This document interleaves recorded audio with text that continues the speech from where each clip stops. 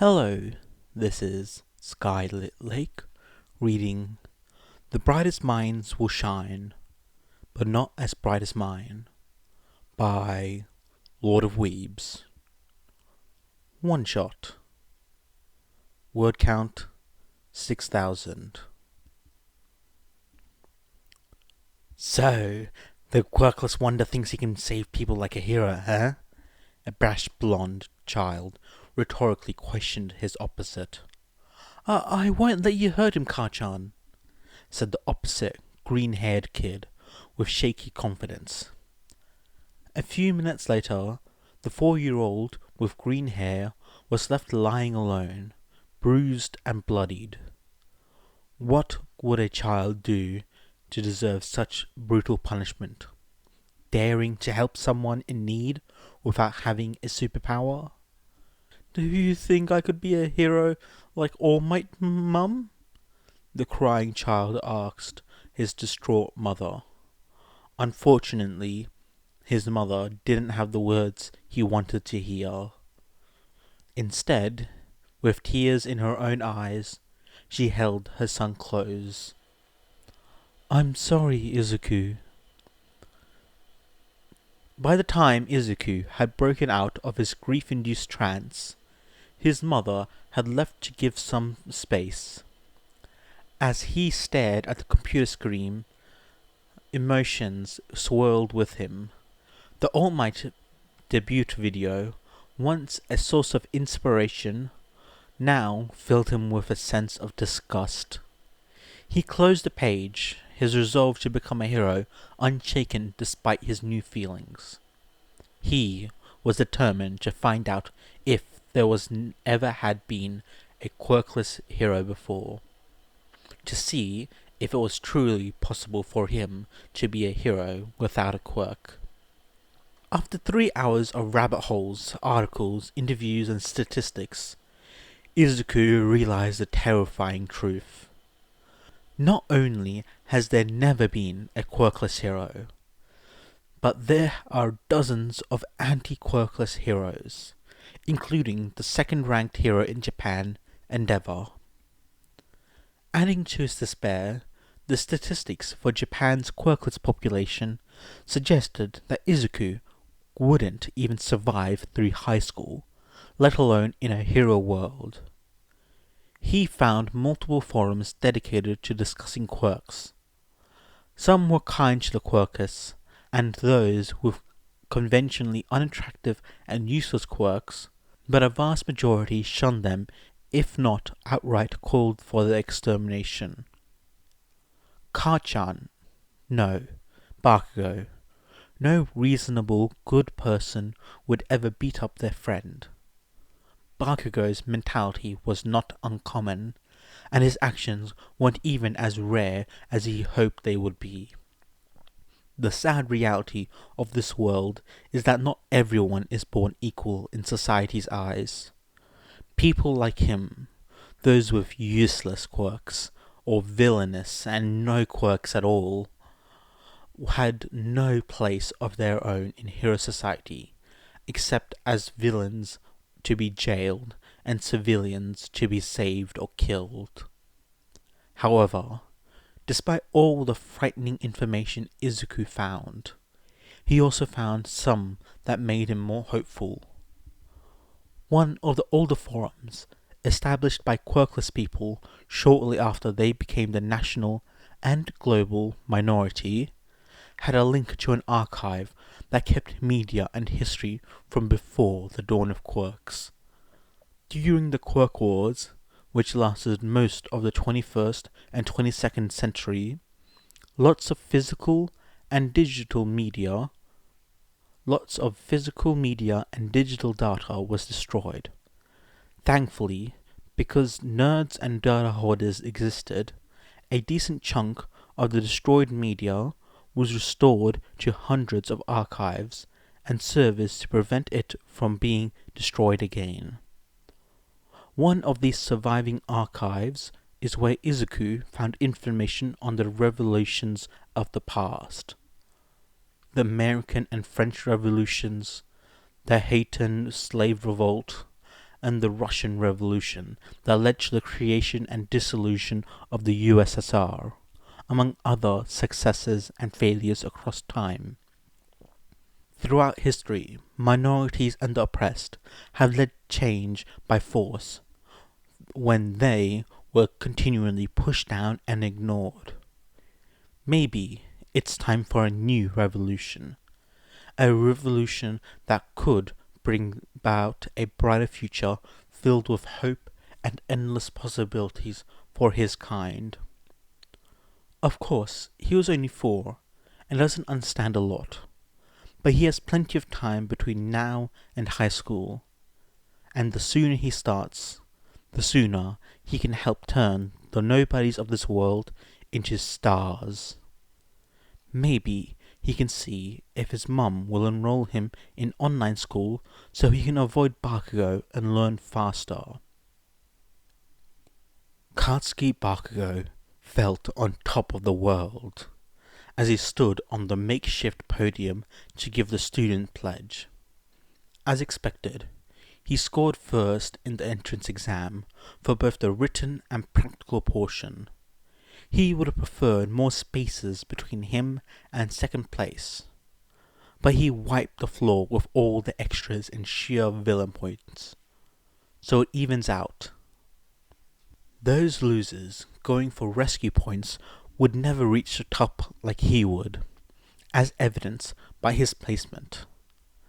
As a reward, he's giving the pledge at the sports festival, with all eyes on Class 1A, thanks to those dumbass villains at the USJ. He'll make sure his grand declaration of victory keeps those eyes on him, and him alone. As he opened his mouth, ready to state that he'd win over all of the stepping stones called schoolmates, a static sound erupted across the stadium. Looking behind and above him in one of the main screens, he was met with the sight of the screen that froze his blood. A youthful boy flashed a dark yet hopeful smirk as his green eyes pierced the screen underneath his cowl. Despite covering most of his face, Katsuki instantly knew who it was. It may have been years, but those bright green eyes were unforgettable. Deku? He shakingly asked himself, to the shock of the entirety of UA's staff, forgetting that he was mic'd up. "Hello, Japan," the masked boy on Nedzu's screen cheerfully stated. "Some of you, more in tune with the underground, know me, but for those who don't, I go by Deuru." Yes, he knew Deuru. That name began making its rounds among petty criminals and disadvantaged civilians years ago. They were hopeful revolutionaries, based on whatever they could get from anyone they questioned. That questioning wound up not meaning much in the end, though. Information on Dekuru's identity was scarcer than information on All Might's quirk, and One for All was kept secret by Nedzu himself. Unlike Deuru, those who had more information knew how to dance around the limits of truth quirks and the limits of legal questioning. No doubt coached by Deuru themselves, or someone else with experience in those fields. Nedzu and Tsukachi found it surprising that it wasn't fear, or even blind, undeserved devotion that kept any followers they asked to be so tight-lipped. They stayed quiet out of genuine, justifiable faith in their motivations and actions. What was that motivation? Every follower they posed this question to had the same answer: the light of day. It didn't take a genius to figure out this answer was metaphorical. Petty criminals, minor villains, and those perceived as such due to their quirks or lineages were the ones who spread Dekuru's message the farthest and spoke about it the loudest. Dekuru hoped to bring those shunned by society to the forefront and give them a chance to shine like their perceived betters. One might see Dekuru's message and think they were just another fanatical idealist without a clue about how to act on it. But they would be very wrong to assume that. Firstly, around the same time Dekuru's name emerged, a new political party started preaching a more concrete version of the message. The Public Sun Party campaigned for more strict yet flexible accountability laws for heroes, the dismantling of the HPSC to decrease the amount of corruption bureaucracy getting in the way of heroic duties, a policy Netsu can actually get behind, repealing laws restricting public quirk use, and the reallocation of funds from prison contracts to social programs. Whatever issue the party spoke about, their rallies almost always ended with a declaration to bring the light of day to those deprived. They supported more transparency in government activities and finance, like many other parties did. What separated the Public Sun Party from any other party that advocated such, however, is that they began acting on it before they took office.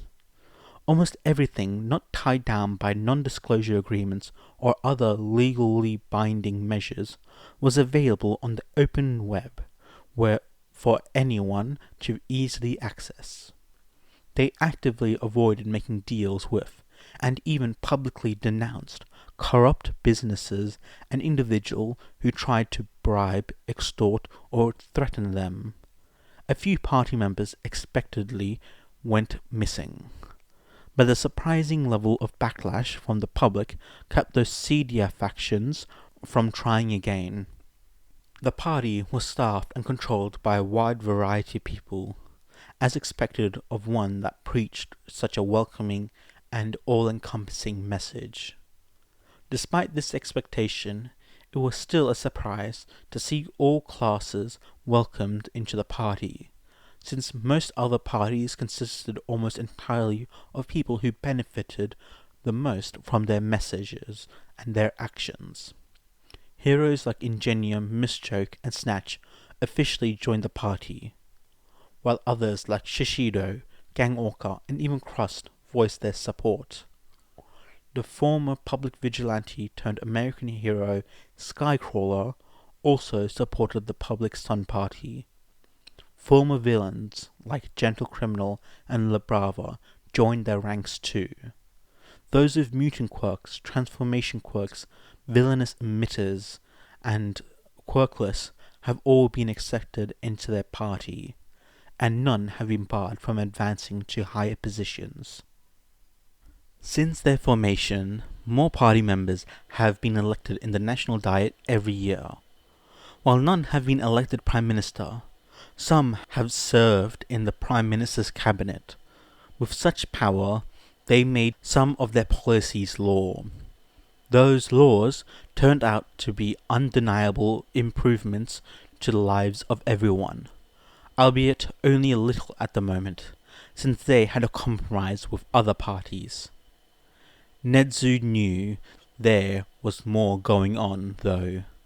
While the heads of the Public Sun Party were elected by the members of the party, it was an open secret that Dekuru was the actual party boss, and the one who secured the membership and support of various high-profile individuals.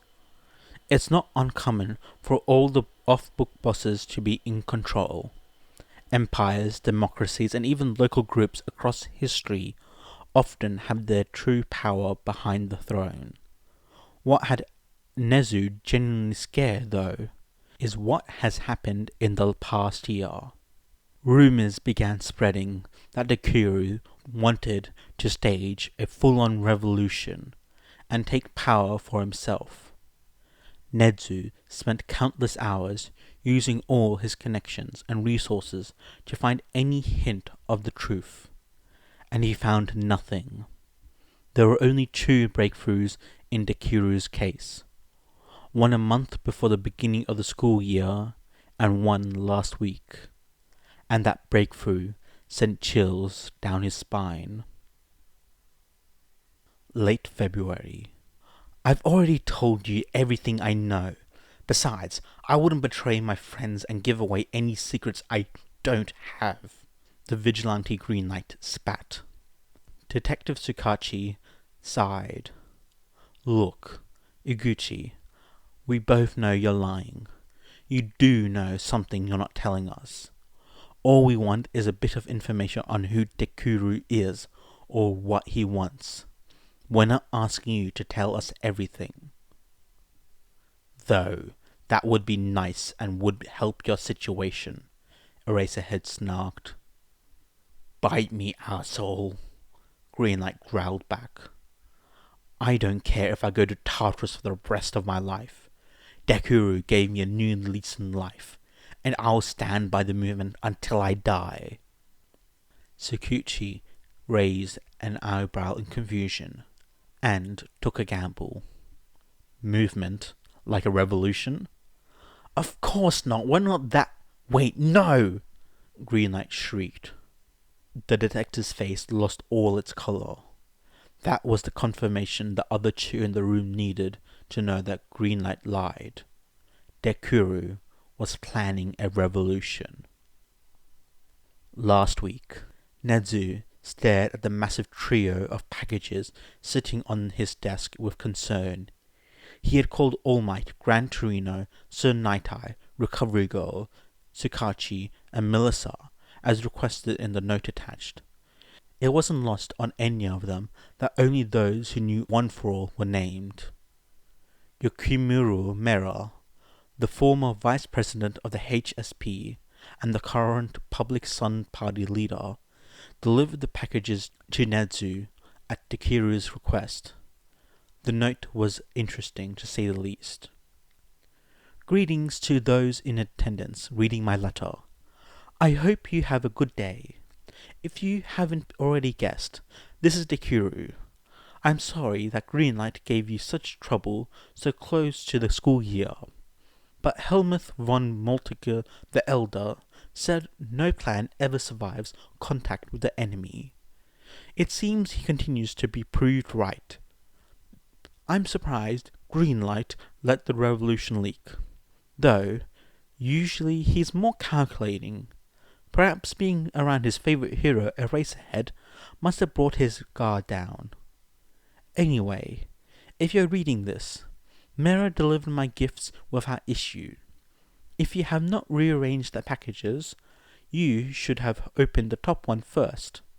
Its contents hold no personal value to you, but it does to me, given his preaching.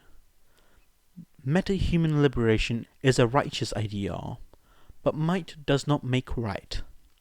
The other 2 packages will interest you as the current keepers of One for All.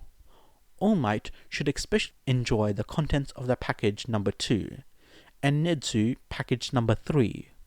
I hope that these gifts help you understand that while we will likely remain adversaries, I'm ultimately on the side of good. Sincerely, your friendly neighborhood revolutionary, Dekiru. Nedzu took a deep breath before opening the first package. Dekiru mentioned. They did reorganize them so they weren't stacked, but he didn't even need high specs to remember which one was on top. Maybe he should have taken more deep breaths though, because he lost his breath upon looking at the first gift Deuru had so graciously given them as a peace offering. The severed head of the Detonaret CEO, Rikiya Yotsubashi. All Might coughed up an alarming amount of blood. Melissa averted her eyes and vomited to the side, and the others had reactions in between. What the hell is wrong with this freak? Night Eye shouted in disgust. Netsu grabbed the USB drive from the package and a second note.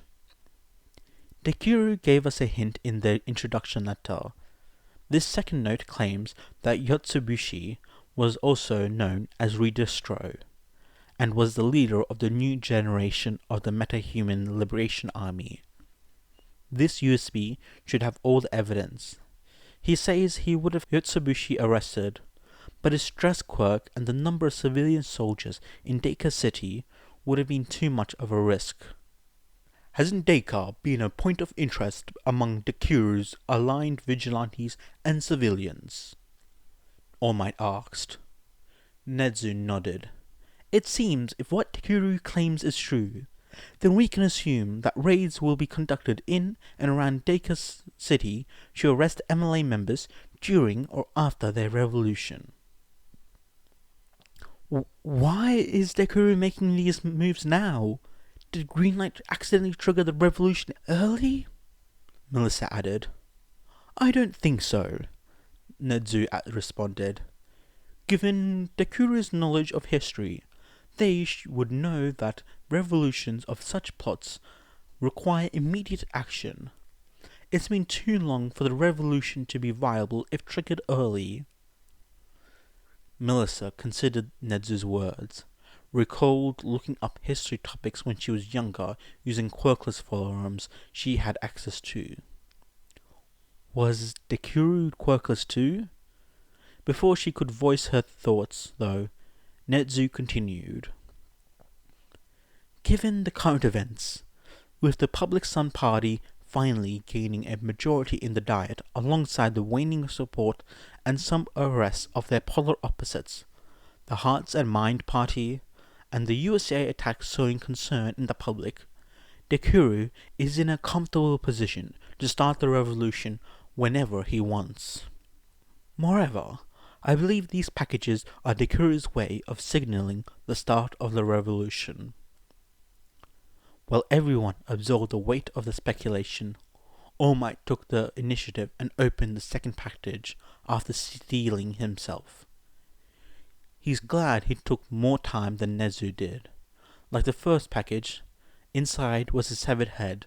This head was disfigured from the nose up, though covered in ugly scar tissue. He grabbed the note in the box and began reading it, paling as he did. This is All for One's head. Gasps rang out. That's impossible, Gran Torino shouted. You killed him! I'm inclined to believe Dekuru's correct, Netsu once again spoke, drawing all the attention to himself. Remember the villain factory a few years ago?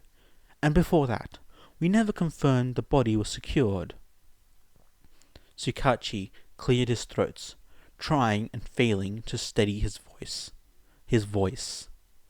I was going to bring this up after the sports festival in an official meeting, but we analyzed the Nomu taken into custody after the attack of the USJ.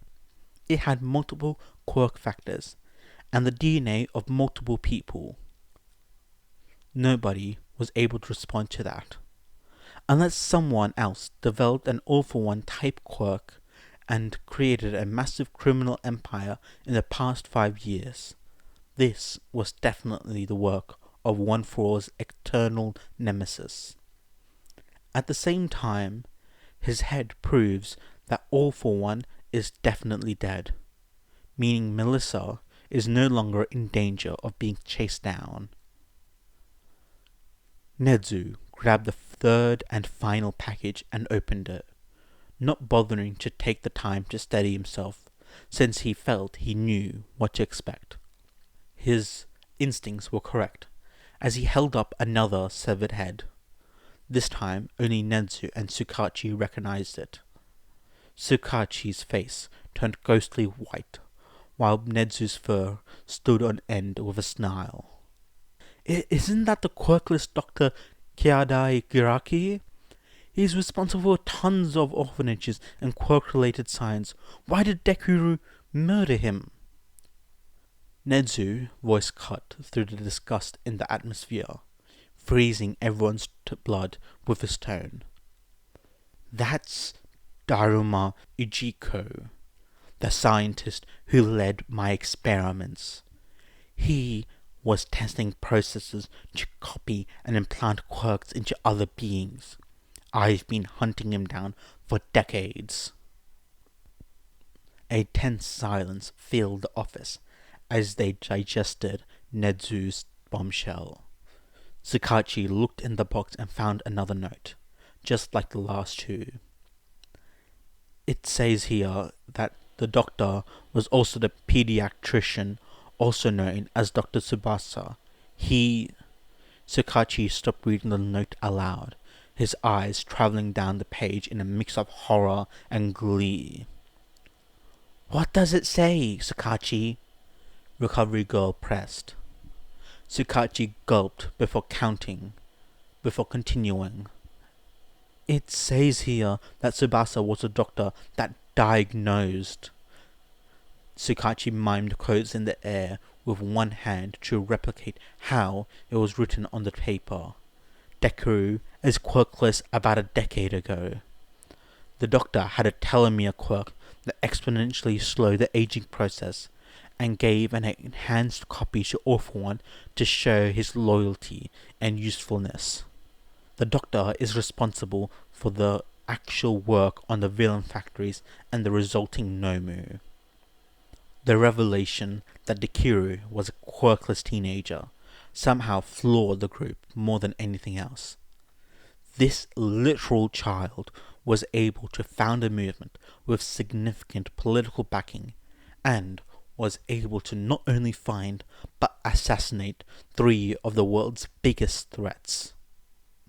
Doesn't the fact that they revealed their quirklessness, the doctor who gave the diagnosis, and the time frame for when it happened mean we could easily find Dekuru's identity?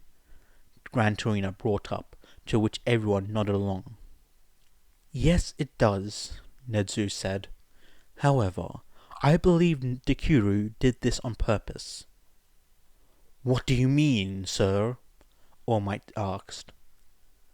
Deuru mentioned that Greenlight wasn't supposed to leak the revolution, but implied the leak didn't stop their overall plans. Deuru knows that we would read this and use any information it gave, meaning they meant to leak that information. All Might nodded, following Nedzu's logic, but not quite getting the point.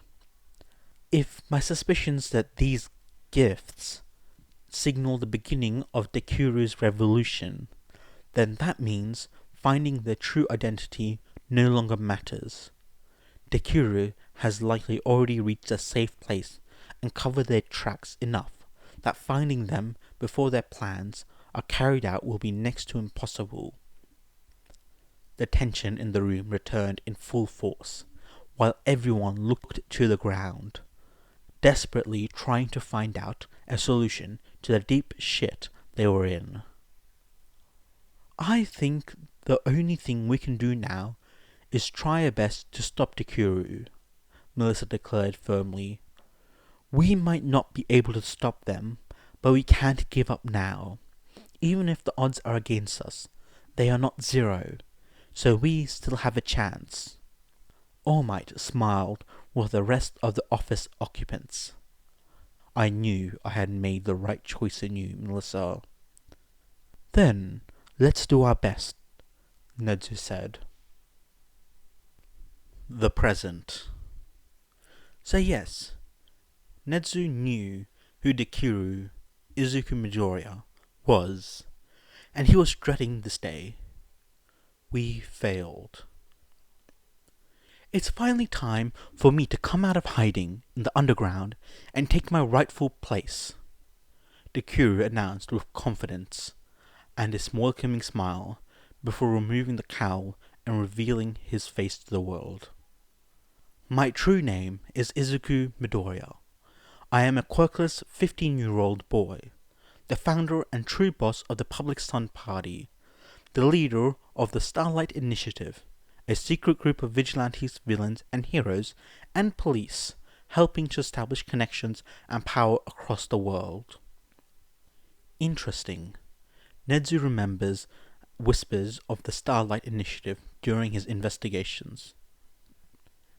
Ever since I was told I was quirkless, I have been bullied and oppressed by my peers and by the system in place, Midori continued. I am not the only one either. I made the connections with thousands of people who have been beaten down and abused. People with unsightly, villainous quirks, and people born to villains or corrupt people. And other quirkless people have all been hurting for decades with no end in sight. The end of that begins today. Midoriya's kind expression grew stone cold and determined. I won't try to dress up what I'm doing. My goal since the days I found out I was quirkless has been to incite a revolution across Japan. Any successful revolution does nasty things to succeed. Those in power want to stay in power, often even at the cost of others' lives and safety. Because of that, revolutionaries have to show the same ruthlessness. You may have heard things coming out in the past few months about powerful individuals going missing or showing up dead under suspicious circumstances. I am responsible for them. I have either ordered or personally gone out to assassinate multiple people, including the meta-thief known as All for One and the secret leader of the new meta-human liberation army, Rikiya Yatsubushi, or Redistro. I have also led investigations and arrests of political rivals, including the Hearts and Mind Party leader, Koku Hanabanta, who was a member of the MLA. The revolutionary lowered his head and spoke solemnly. I make no claim that my motivations were at least partially political, or that what I've done has been justifiable. That said, I also believe in the lesser of two evils, which is what I'm trying to be. If you check the internet right now, you'll likely see waves of posts about mass arrests and skirmishes across the country. Nedzu nodded while Midoriya monologued. He had other monitors keeping tabs on the news and social media. Indeed, the police and politicians are making arrests like Japan had never seen before. The fights are breaking out near HPSC buildings and government buildings and agencies of controversial heroes. I've been waiting for the Public Sun Party to gain a majority in the Diet, and for the Starlight Initiative's connections to grow deep enough before I fully begin my revolution. You might think this is because I want us to have an easier time going uncontested, and while you would be right, that would not be the whole story. I truly believe in the policies and rhetoric that my organization preaches. That's why I've retained power in both groups, and that's the other reason why I've waited to trigger my insurrection. Before a revolution can succeed, a strong foundation must be built. With every victory of this Public Sun Party, the more power we hold in government, and the easier it is for us to push our agenda, you'll notice that every policy the party has campaigned for and passed into law has objectively benefited everyone in the country. Every new law, each session, and every amendment to laws from previous sessions have closed loopholes and tightened the leeway, making things even better. Nedzu could hear the volume from the arena lower. Shouts and clamours of protest started the moment Midoriya took the control of broadcasting. But now that he was explaining himself, people began realizing he was making sense. Midoriya's actions as Deuru have made a profound impact on societal issues. Discrimination has significantly decreased since the implementation of the party's anti-discrimination laws. The national GDP and per capita income have seen a notable increase. The crime rates have dropped, even with All Might's reduced activities. These improvements, among others, have been felt across Japan. However, I know how deep the cracks in society go, Midoriya said. If things continued, progress would still be made, but eventually, groups opposed to it would rise and try to take back control, since their power would be threatened. I know the HPSC, some heroes, and other groups like the Creature Rejection Clan and the Inhuman Supremacy Party are hating what we've been doing. To keep this eventual pushback small and minimize the violence that would occur with it, we are initiating a preemptive strike by using the power we have now to remove the most significant pieces from the board. The Starlight Initiative has been investigating the HPSC, the CRC, and the IHP for years now, and we finally have the evidence to guarantee convictions on all members of each group we're currently arresting. The Public Sun Party is beginning to abolish dozens of discriminatory laws and executive policies now that we have a Prime Minister from our party. Midoriya redonned his cowl, flashing the camera a joyful grin that exuded both hope and threatening power. And it's time for me to make my grand statement to ensure that no matter what happens to me, the light of day will shine upon the downtrodden. Make no mistake, I don't intend to take power myself.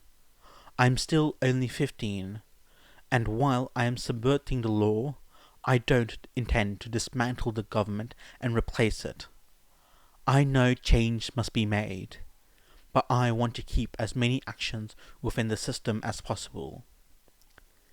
In any case, it's my time to shine. The cameras suddenly flickered, showing the stadium of the sports festival, sending waves of dread through Nedzu's core.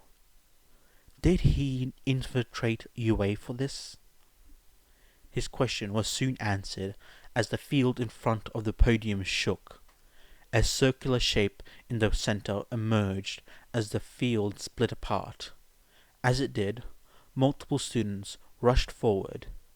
Yuga Ayuma, Mina Ashido, Denki Kaminari, Koji Koda, Mezo Shoji, Kyoka Jiro, Shota Todoroki, Toru Hagikyo, Momoyaro Ozu, Kinko Komori, Ibara Shizaki, Jiruto Shishida, Pony Tsunotori, Kozai Tsubara, Setsuna Tokage, Kojiro Bondo, Nieta Monoma, Rin Hiruya, Mei Hatsume, Hitoshi Shinso, Chikuchi Togeki, all sprinted to the field and created a functional barrier to protect the rising platform, revealing Izuku Midoriya, the revolutionary Deuru.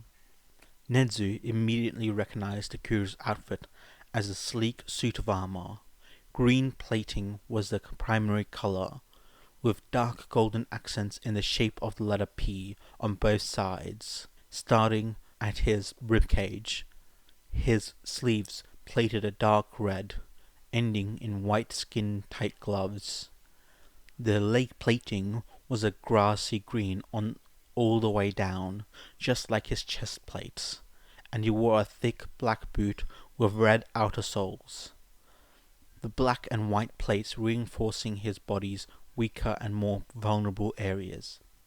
A cape as yellow as the sun adorned his backside, flowing in the wind.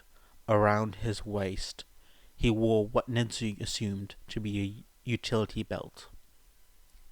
Honestly, the principal found himself impressed with Dekuru's costume.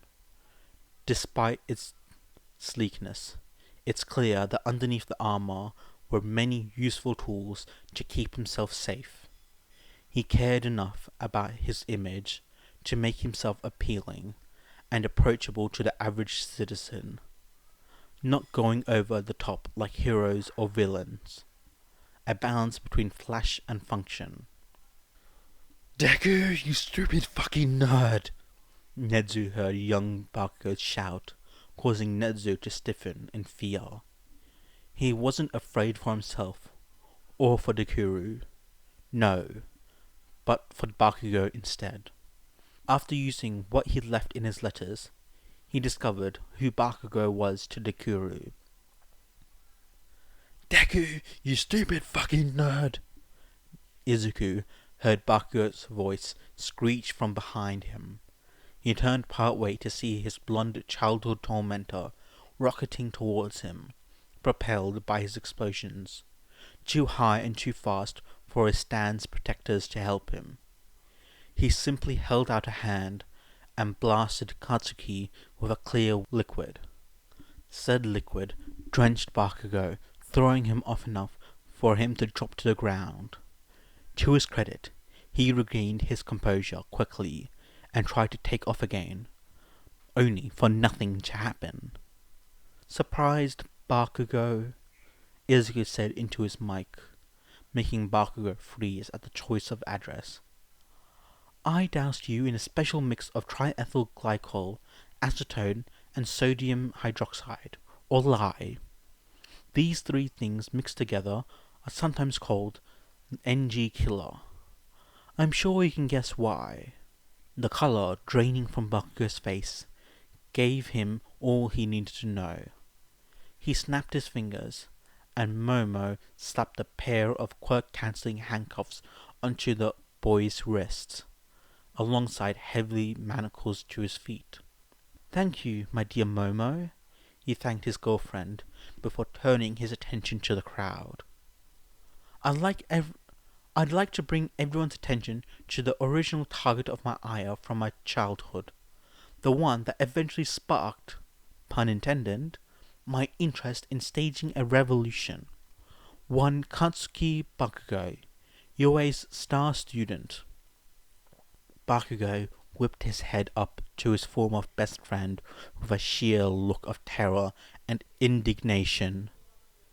"You wouldn't dare, Deku." Izuku chuckled, giving Bakugo a frankly terrifying grin in response. "Still calling me by that name, are you? You're only playing into my hand more, Bakugo." He cleared his throat. "Originally, the name Deku was just a name Bakugo, who I used to call Kachan, called me when we were friends, and had a tougher time calling each other by our given names.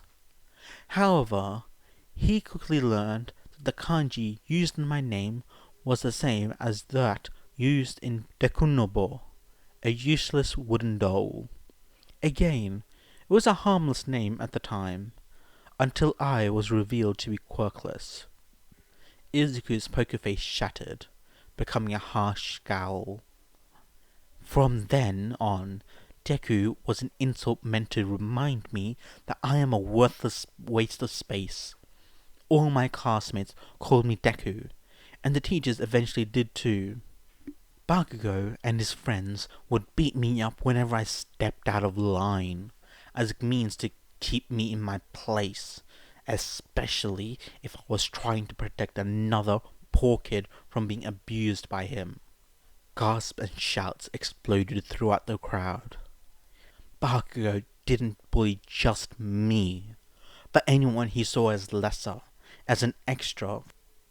From what I can infer, his record was kept clean because his explosion quirk was seen as perfect for heroics, powerful and flashy, even if keeping his record clean enough for Yue meant blaming his victims for or letting him continue to abuse them. They let it happen. The Aldera school system isn't exactly well known or heavily respected, so they likely thought someone so clearly destined to be a top hero would be perfect for them. I'm not special though. My followers present today include people with quirks considered weak, unsightly, or villainous. I know people who are born to villains, people who are poor and had to resort to petty crimes or villainy just to survive. I know people who are victims of reckless or bigoted heroes. Izuku sighed as he continued. My heart hurts for all those treated like me, abused and put down for the way they were born, or who they were born to. Nobody should be mistreated and hurt for things they can't control, and ideally, nobody should be mistreated and hurt, period. However, we as humans have free will, so bad things will always happen. What heroes are supposed to do is stop as much of that as possible. What politicians are supposed to do is prevent as much of that as possible. I don't believe they've done everything they could, so I've taken matters into my own hands. His eyes returned upward to the audience, blazing with determination as music started playing.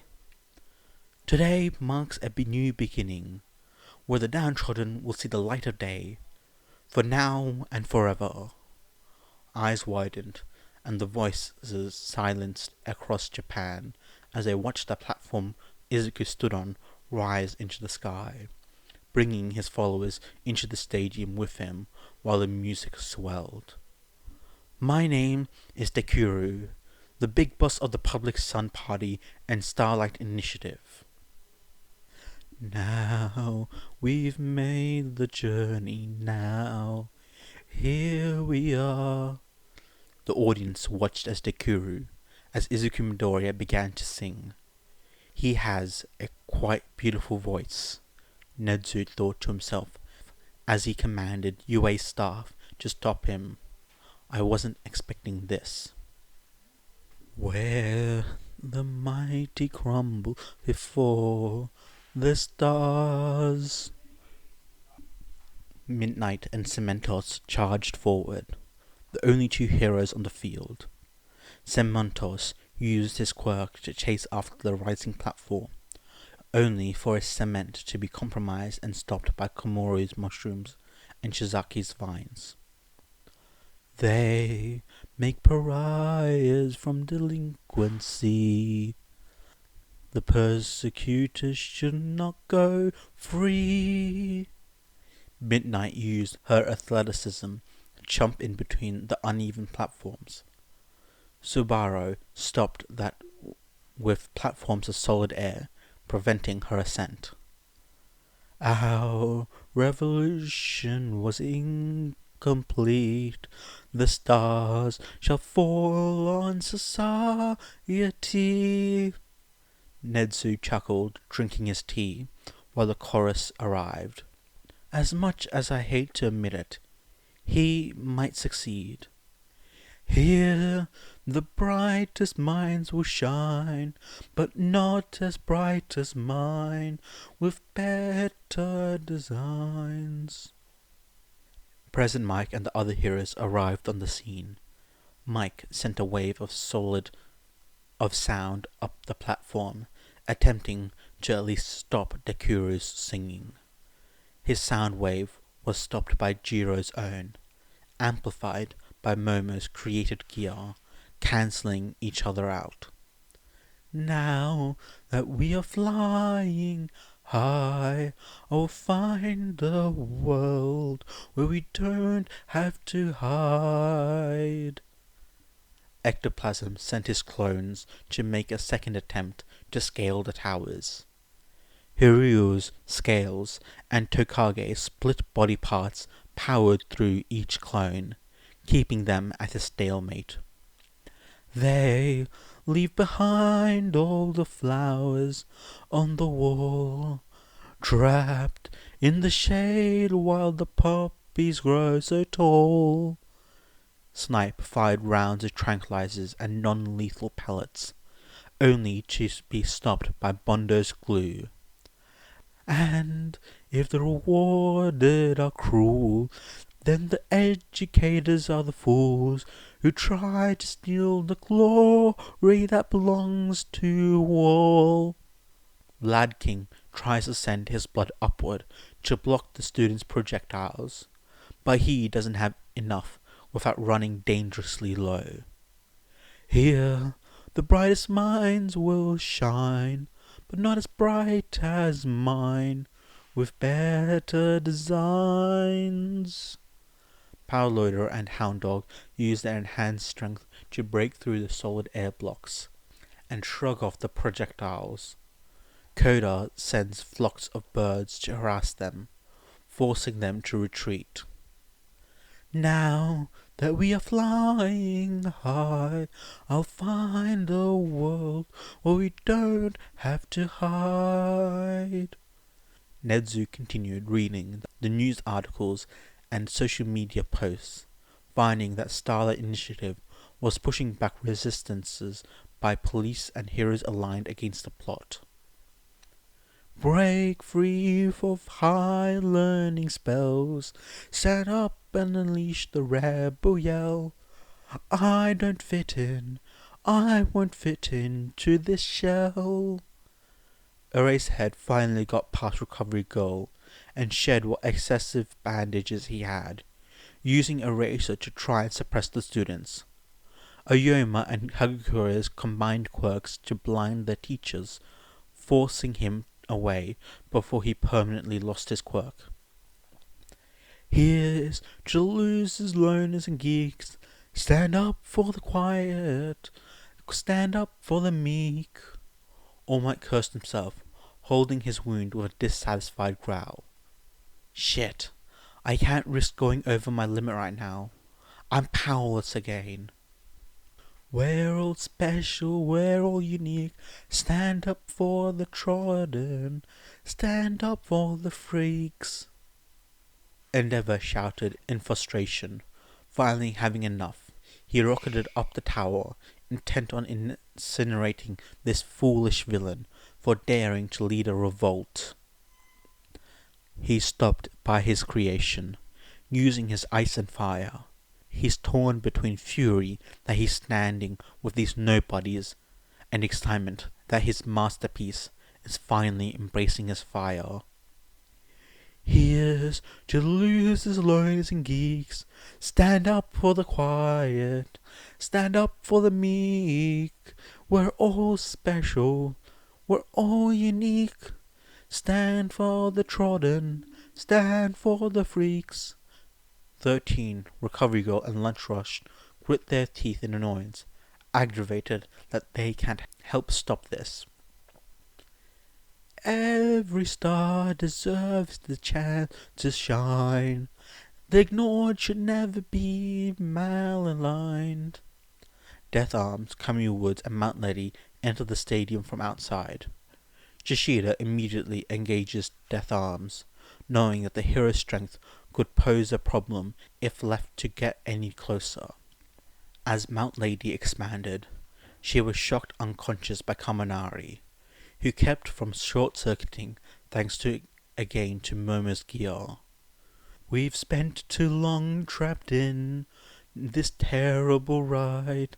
Now we're free and we're flying high. Kamui Woods used his quirk to create a network of branches that ascended the tower, but his efforts were torched by Monoma, copying Todoroki's quirk.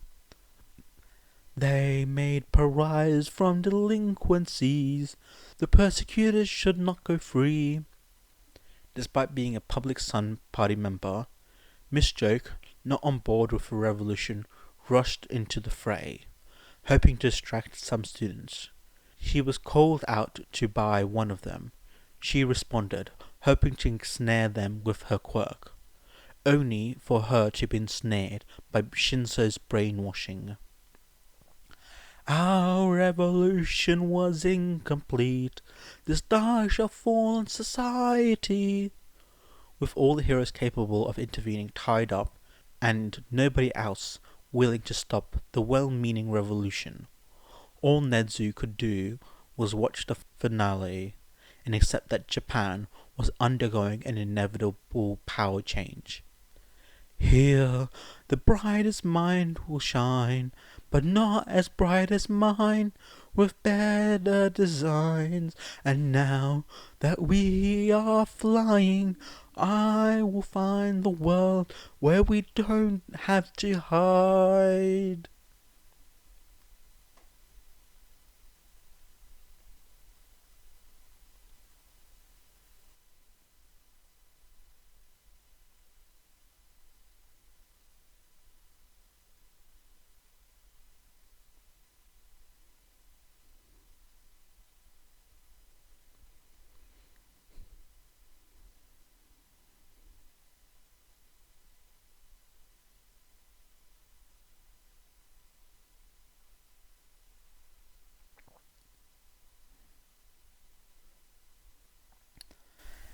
Hello, hello, hello, my dear friends.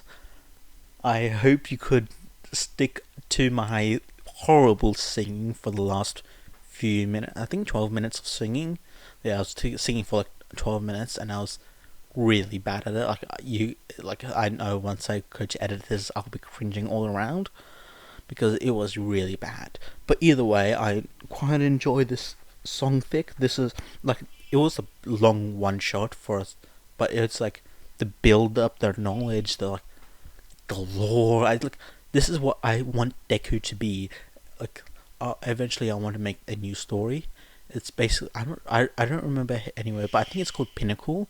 Basically, it's where Izuku is trained to be the pinnacle like All Might was, so it's really intense. But then there's this other one where it's a similar premise, but it's with Shoto and Tamura, where they're both like god-like figures, not like literal gods, but like worshipped for their power and strength and their journeys. So I want to make like a 3-part series, each exploring one of their perspectives.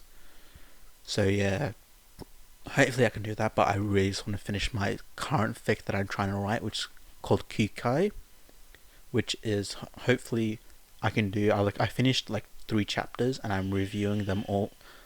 Sorry about the noise in the background, my bird's there, and also sorry for the background of people talking because I'm recording this in the middle of a bushfire, and right before I have to go to work, like I literally have to close the laptop and go to work straight away. But like, yeah, there is a bushfire going around my house. It's not around my house. It's like nearby. Like there's smoke. There's yellow skies. Well, red skies. Even though it's like the middle of the day. It's middle of the day. It's also like 44, I think. It's like 44 right now. 44 degrees Celsius. So I'm not sure what that's in Fahrenheit, but that sounds, I think it's like 100 plus. I'm not sure. I'll have to check later. Anyway, I hope you enjoyed, and I'll see you guys next time. Bye.